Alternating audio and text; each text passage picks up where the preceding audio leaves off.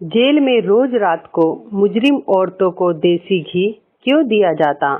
राज जानकर आपके भी रोंगटे खड़े हो जाएंगे। मेरा नाम कविता है। मैं मुंबई जेल की एक महिला जेलर हूँ। आखिर वहाँ रोज रात को मुजरिम औरतों को अंधेरे कमरे में देसी घी क्यों दिया जाता है? ये एक परेशान करने वाला सवाल है। इस राज को जानकर आपके भी रोंगटे खड़े हो जाएंगे। मुंबई जेल का एक खौफनाक वाकया।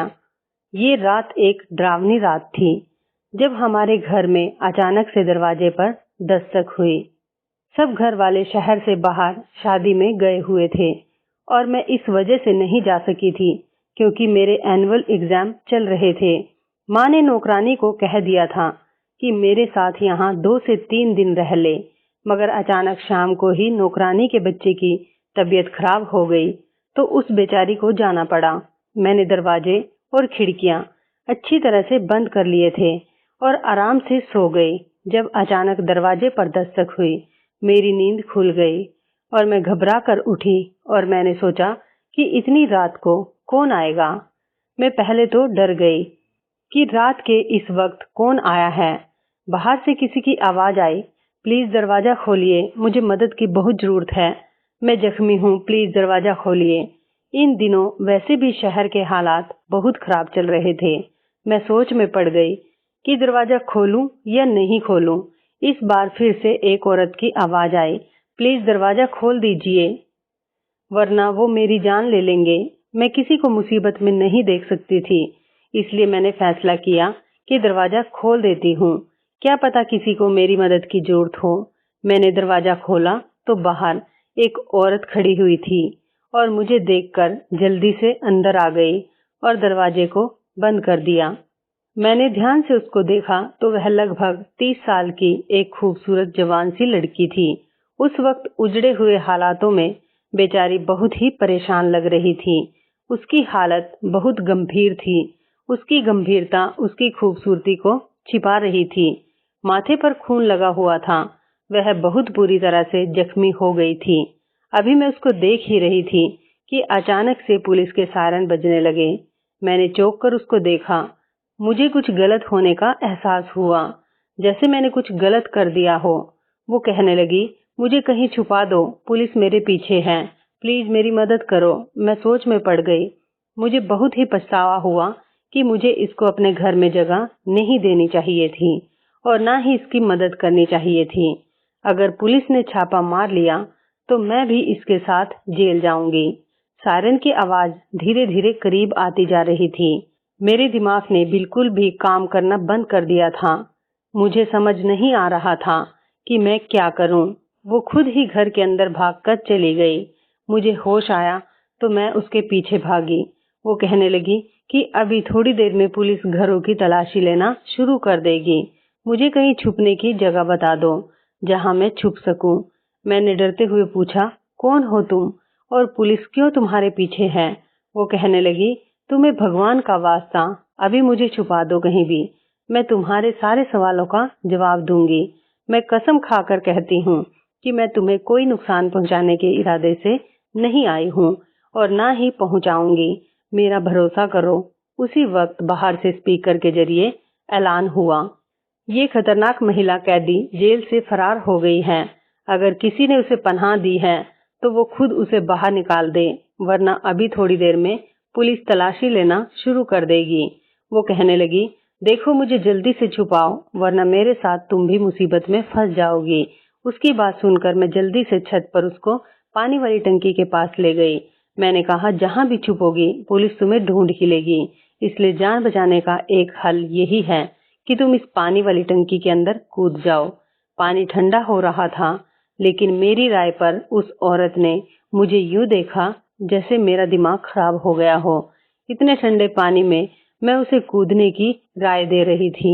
मुझे लगा जैसे वो मुझसे कहेगी कि इतने ठंडे पानी में कूदने से तो बेहतर है मैं खुद को पुलिस के हवाले कर दूं। मगर अगले ही पल वह ढक्कन उठाकर टंकी में कूद पड़ी। मैं वहां से टंकी का ढक्कन बंद करके नीचे चली गई। 2 मिनट बाद ही मेरे दरवाजे पर दस्तक हुई। मैंने दरवाजा खोला तो मेरे सामने 2 महिला पुलिस और बहुत सारे आदमी और कुछ पुलिस वाले भी खड़े थे। जो दरवाजा खोलते ही अंदर घुसते चले आए। वो मेरे घर की तलाशी लेने लगे और महिला पुलिस अधिकारी मुझसे सवाल पूछने लगी, तुमने किसी को देखा तो नहीं, ये किसी को अपने घर में जगह दी हो? मैंने कहा, मैं तो अभी सोकर उठी हूँ और मुझे इस बारे में कुछ भी नहीं पता। आप किसकी तलाश कर रहे हैं? पुलिस वाले नीचे से तलाशी लेकर ऊपर छत पर आ गए तो मेरी जान को बनाई। मेरी सांस अटकने लगी कि कहीं इनको पता ना चल जाए कि वह औरत कहाँ है, मगर इतना मुझे यकीन था कि इनका ध्यान पानी वाली टंकी की तरफ नहीं जाएगा। मेरा अंदाजा बिल्कुल सही था और सही ही साबित हुआ। वो खाली हाथ नीचे चले आए। पहले वाला कहने लगा, मैडम जी, वो इस घर में नहीं है। मेरा ख्याल है कि वो इस इलाके से निकल गई है। बातें करते वक्त वो सब घर से बाहर निकल गए तो मैंने सुकून और चैन की सांस ली। उनकी आपस की बातों से पता चला कि वो मुंबई जेल से इस औरत को ढूंढते हुए यहाँ तक पहुँच गए। पुलिस वालों के जाने के कुछ ही मिनट में मैं जल्दी से ऊपर गई और टंकी का ढक्कन हटाकर उसे बाहर निकाला। ठंडे पानी की वजह से वो थर-थर कांप रही थी। अगर मैं 10 मिनट और वहां नहीं जाती तो शायद उसको मरा हुआ पाती। मैं उसे नीचे ले आई और उसको हीटर के पास बैठा दिया। मैंने उसको अपने कपड़े दिए तो उसको थोड़ा होश आया। मेरे कपड़े बदलकर वो रजाई लेकर हीटर के पास बैठ गई। मैंने सोचा, अब अगर इसकी मदद कर रही हूँ तो बेचारी के लिए कुछ खाने पीने को भी ले आती हूँ। मैंने उसके लिए चाय बनाई और खाना गर्म करके उसके पास ले आई। न जाने क्यों उसके चेहरे को देखकर मुझे नहीं लग रहा था कि वो एक मुजरिम है। थोड़ी देर तक उसकी हालत में सुधार आ चुका था। अब मैंने उससे बात की शुरुआत की और कहा, आपको देखकर लगता तो नहीं कि आप मुजरिम हो, लेकिन पुलिस आपके पीछे क्यों पड़ी है और ये कह रही है कि मुंबई जेल से एक मुजरिम औरत फरार हुई है, तो क्या आप वाकई मुजरिम हैं? मेरा सवाल सुनकर उसने गहरी सांस भरी और कहने लगी, तुम्हारा अंदाजा बिल्कुल ठीक है। मैं मुंबई जेल की कैदी नहीं बल्कि वहां की जेलर हूँ। मैंने कहा, क्या? ये सुनकर कि वो मुंबई जेल की जेलर है, मेरे तो होश ही उड़ गए। एक जेलर के पीछे पुलिस, लेकिन क्यों? मैंने पूछा, आप जेलर होके मुजरिमों की तरह क्यों भाग रहे हो? तो वो कहने लगी कि बड़ी लंबी कहानी है, सुनकर क्या करोगी? मैंने कहा, देखिए, मैंने आपको अपने घर में जगह दी है, आपकी मदद की है। अब आपको भी अपनी कहानी मुझे सुनानी होगी, क्योंकि मैं ये सब आपसे इसलिए भी पूछ रही हूँ क्योंकि मैंने भी मुंबई की एक जेल में जेलर के लिए अप्लाई किया हुआ है। तो मुझे आपकी कहानी सुनकर मालूम हो जाएगा कि वहाँ के क्या हालात हैं। वो कहने लगी, ठीक है, अगर तुम्हें इतना ही जानने का शौक है तो ठीक है, तो फिर सुनो। मेरा नाम गौरी है और मैं एक बहुत अच्छे और इज्जतदार खानदान से ताल्लुक रखती हूँ। हम 2 बहनें और 2 भाई हैं। मेरे पिताजी मुंबई के थाने में हवलदार थे। मेरे पिताजी ने बचपन से ही हमें सच्चाई और ईमानदारी का सबक पढ़ाया था और यही समझाया था कि अपने काम से हमेशा वफादार रहना चाहिए, चाहे काम कितना ही मामूली क्यों ना हो और रुतबा चाहे छोटा मिले या बड़ा। कभी भी अपने ईमान का सौदा मत करना। मेरे पिताजी एक सच्चे और ईमानदार हवलदार थे। अपनी सारी जिंदगी नौकरी के दौरान उन्होंने कभी भी 1 रुपए की भी रिश्वत लेना गवारा नहीं समझा। पिताजी के साथ के दोस्तों ने अपने घर पक्के कर लिए और अच्छी जिंदगी गुजारने लगे थे, मगर हमारा गुजारा गरीबी के कारण मुश्किल से ही हो रहा था। मैं पिताजी की बहुत लाडली बेटी थी, इसलिए अक्सर घर के हालात से तंग आकर मैं भी उनसे कहती थी कि पिताजी, आप अपने साथ के लोगों को ही देख लीजिए, उन्होंने किस कदर तरक्की कर ली है, उनसे ही कुछ सीख लीजिए। उन लोगों के घरों में सब तरह के ऐशो आराम हैं। लोगों के घर रोजाना अच्छे अच्छे पकवान बनते हैं और हमारे यहाँ वही रूखी सूखी, और हम लोग तो दिवाली पर भी अच्छे पकवान नहीं बना पाते। हमें तो कुछ अच्छा देखने को भी नहीं मिलता, खाना तो दूर की बात है। उनके बच्चे कितने अच्छे स्कूल और कॉलेज में पढ़ते हैं और हम लोग तो सरकारी स्कूल में जाते हैं।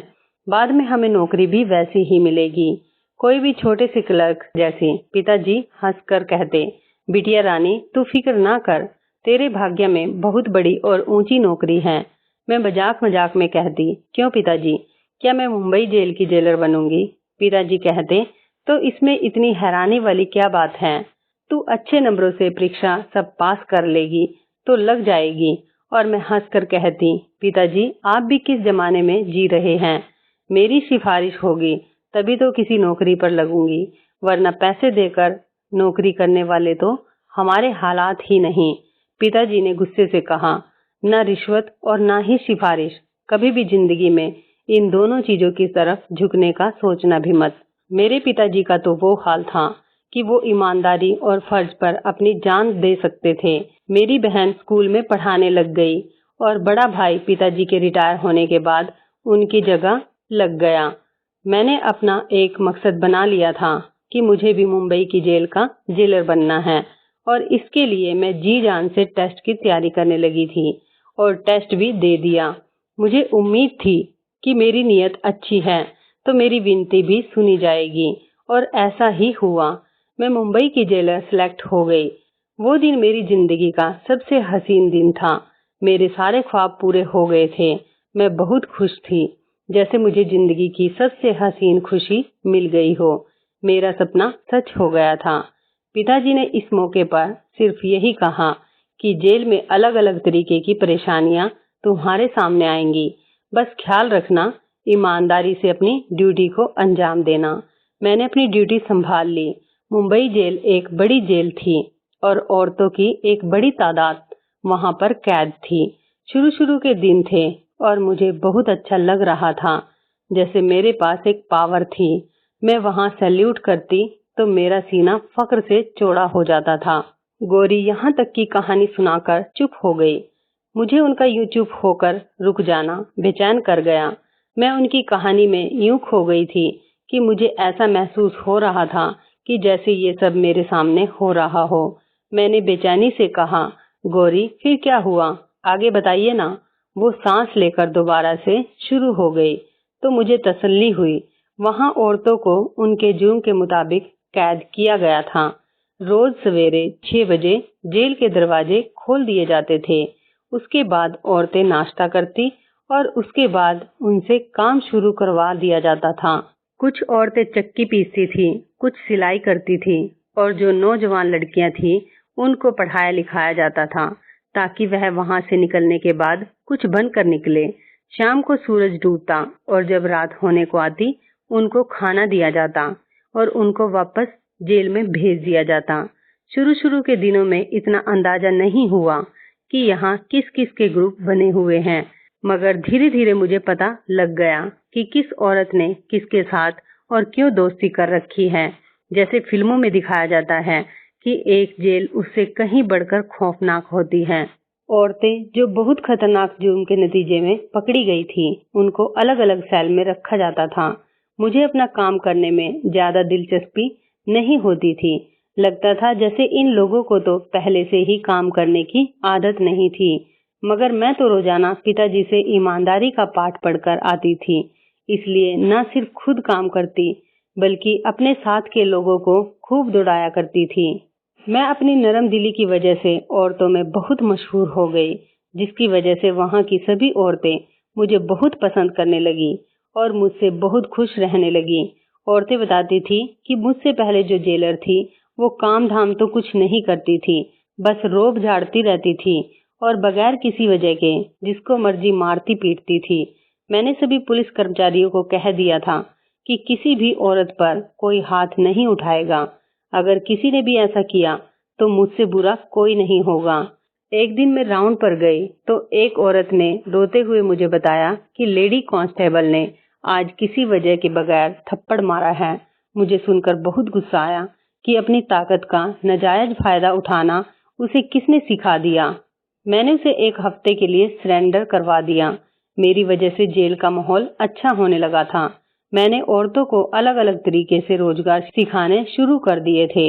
मेरी ड्यूटी से वहां के लोग बहुत खुश थे और मुझे पहले ही साल में अच्छे काम की वजह से मेडल से सम्मानित किया गया। वहां मेरे काम को खूब सराहा गया, खूब सारी तारीफें हुई। इसी दौरान मेरे लिए एक अफसर मनीष का रिश्ता आया, जिसे मेरे घर वालों ने मेरे लिए चुना और मेरी शादी हो गई। मेरे पति बिल्कुल वैसे ही ख्यालात के थे जैसे मेरे पिताजी थे, इसलिए मैं अपनी जिंदगी में बहुत खुश थी। ड्यूटी और घर बहुत अच्छे से चल रहा था, सब कुछ ठीक जा रहा था।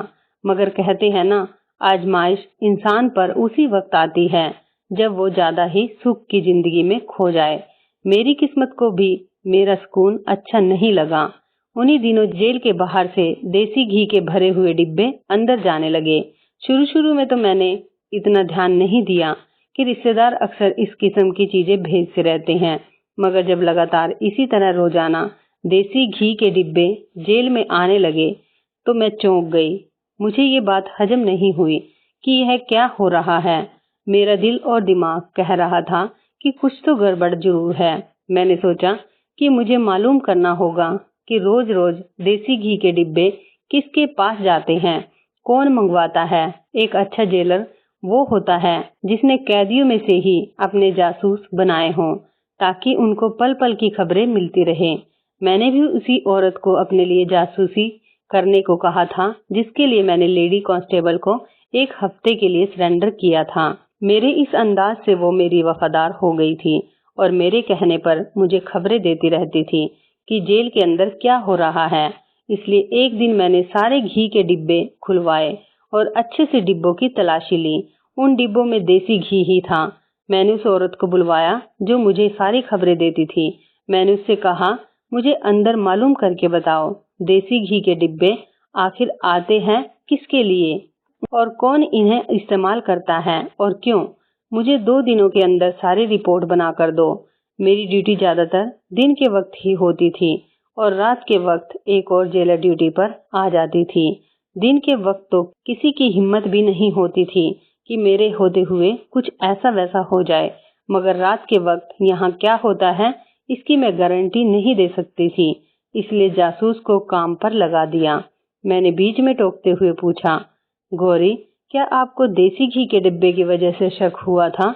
मेरे सवाल पर जेलर गौरी ने हाँ में सिर हिलाते हुए कहा, हाँ, रोजाना ही कई डिब्बे देसी घी के जेल के अंदर जाते थे और मेरी नजरों में ये नॉर्मल बात नहीं थी।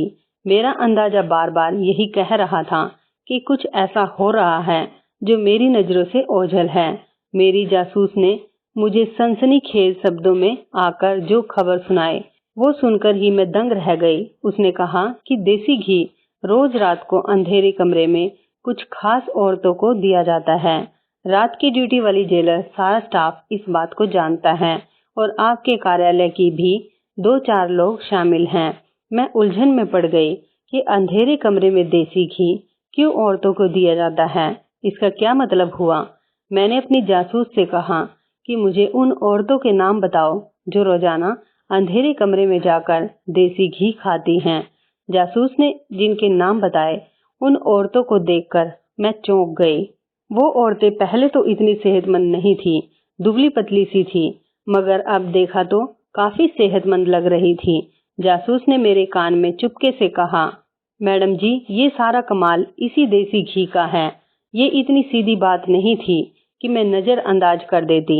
मुझे एहसास हुआ कि इस मामले की तह तक मुझे जाना चाहिए। मैंने कुछ दिनों के लिए अपनी ड्यूटी रात की शिफ्ट में करवाने का फैसला कर लिया। मैंने देखा कि मेरी रात की शिफ्ट की खबर बहुत सारे लोगों के दिलों पर बिजली बनकर टूटी थी। मैंने दिन के समय घर में अपनी नींद पूरी कर ली ताकि वहां रात को जाग सकूं। रात के 9 बजते ही मैंने देखा लेडी कांस्टेबल चोरी चोरी कहीं जा रही है। मैंने सोचा कि इसके पीछे जाकर देखती हूँ और मैं धीरे धीरे उसका पीछा करने लगी कि वो कहाँ जाती है। मैंने जो देखा उसने मुझे चौकन्ना कर दिया, क्योंकि एक अंधेरे कमरे में वो कैदी मुजरिम औरतों को देसी घी दे रही थी। पहली चौंका देने वाली बात तो ये थी कि रात के इस वक्त देसी घी खाने की क्या जरूरत थी, और जबरदस्त बात ये कि जेल के आखिरी वाले अंधेरे कमरे में जाने की क्या तुक बनती है। मैंने 2-3 दिन यही रूटीन देखा, लेकिन इसके अलावा कोई और जबरदस्त बात मेरी गिरफ्त में न आ सकी। मैं कुछ भी पूछकर इनको शक करने का मौका नहीं दे सकती थी, इसलिए मैं चुपचाप सब कुछ देख रही थी कि कभी तो मौका आएगा कि कोई और सबूत मिलेंगे, और सबूत आखिर एक दिन मिल ही गया। उस दिन रात के 11 बजे थे।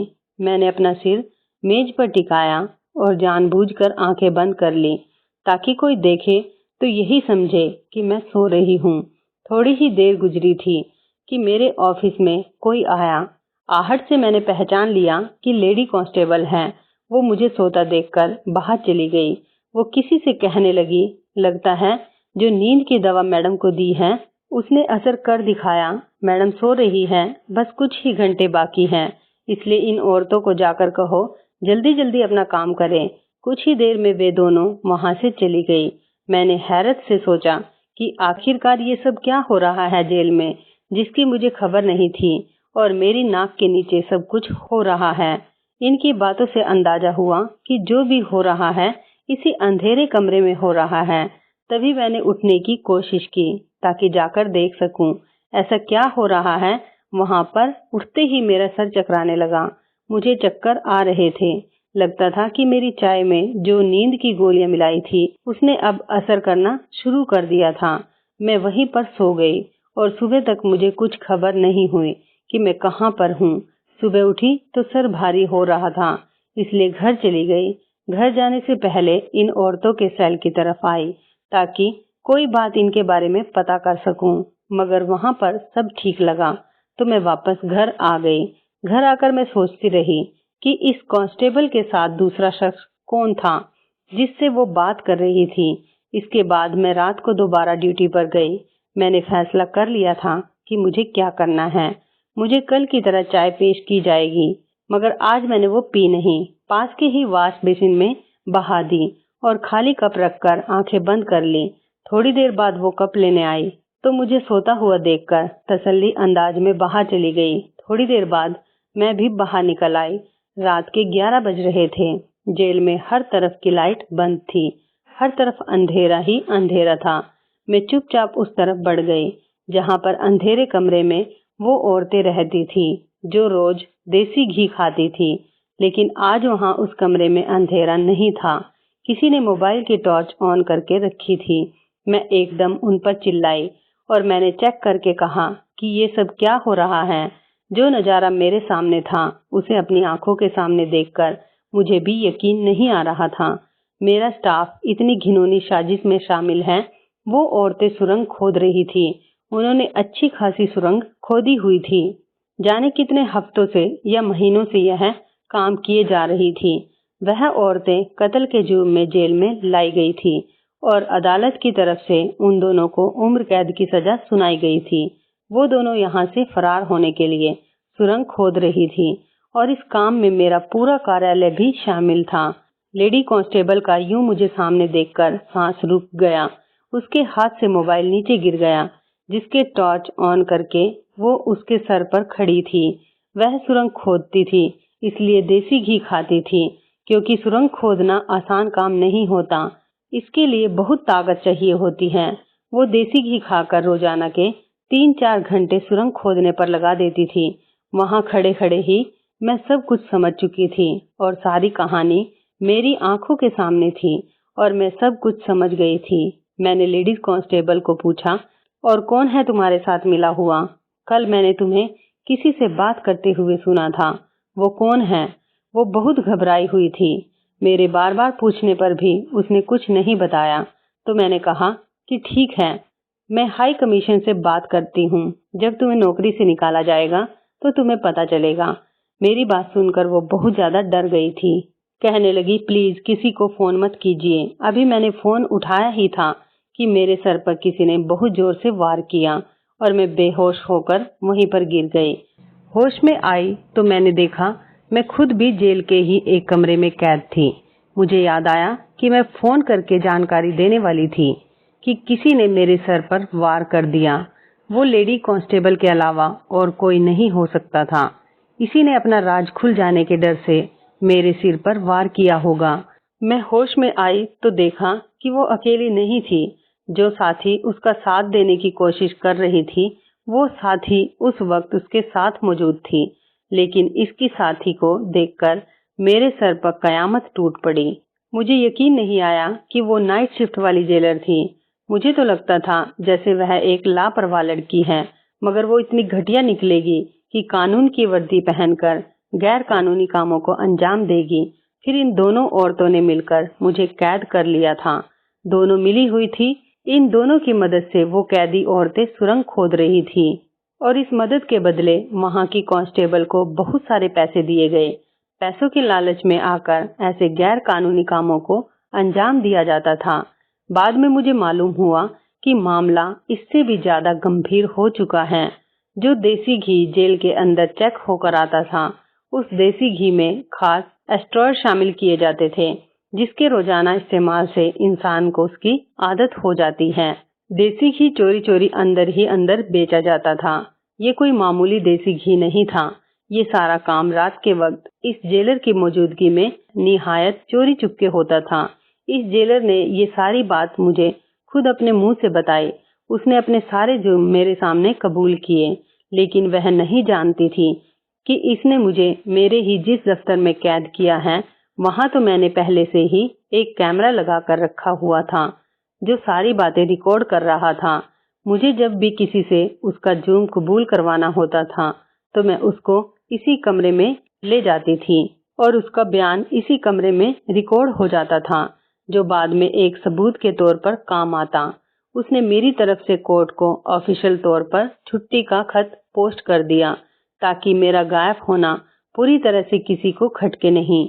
इसके बाद उसने मेरी पहचान के अनुसार एक रिपोर्ट बनाकर कोर्ट को भेज दी, जिसमें मुझ पर संगीन आरोप लगाए गए थे।